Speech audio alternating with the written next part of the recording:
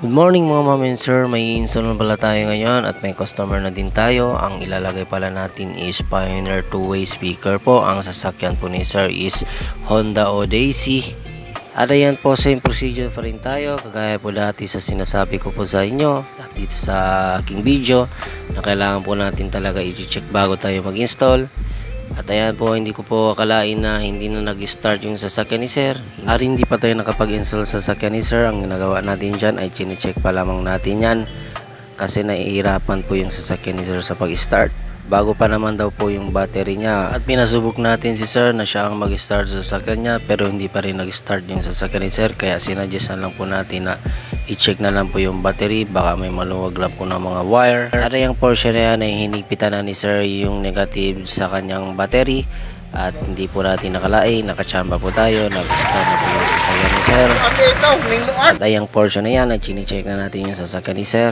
Kaya paulit-pulit ko po sinasabi sa aking sarili na kailangan po talaga natin i-check before tayo mag-install. Kagaya sa sasakyan ni sir, hindi na po nag-start. Kung hindi po natin na i-check, baka tayo pa ang masisi ni customer kasi tayo ang last touch.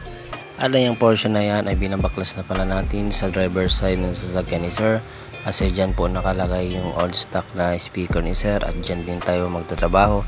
Medyo makalat po yung mga wiring dyan ni sir. At kaya ang ginagawa pala natin dyan ay itatanggal na natin yung stock ni sir na speaker at ipapalit natin yung bagong speaker na binili ni sir.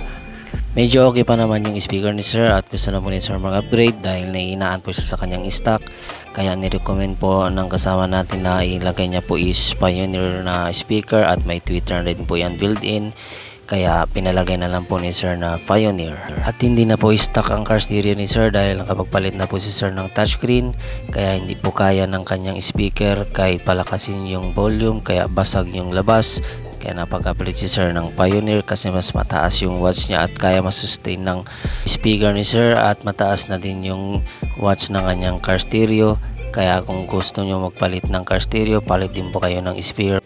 At ayan, nailagay na pala natin yung speaker na ibinili ni sir na Pioneer 2-way speaker. Ang ginagawa pala natin dyan ay ibabalik na pala natin yung tinanggal natin kanina.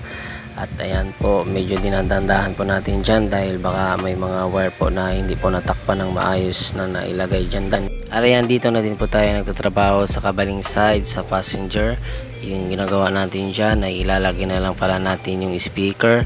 At hindi ko din po na videohan kanina kasi medyo mahaba na din po yung video natin at medyo nagmamadali na din po sir kasi uwi pa po siya sa papuntang Pagadian. Medyo malayo din yung biyahe ni sir kaya mag-ingat po kayo sa daanan sir at makarating kayo sa inyong destinasyon. At ayan po, at babalik na lang daw po si sir at may ipapalagay po siya sa atin ulit na speaker. Hindi ko lang alam kung kailan po babalik yung customer natin at maraming salamat po sa iyo sir at nagpa-install kayo dito. At ayan, tayo po ay pabalik na po sa store at maraming salamat po sa mga sumusuporta at kung gusto nyo po mag-support, follow po kayo sa page ko at i-like nyo na po to at share. Maraming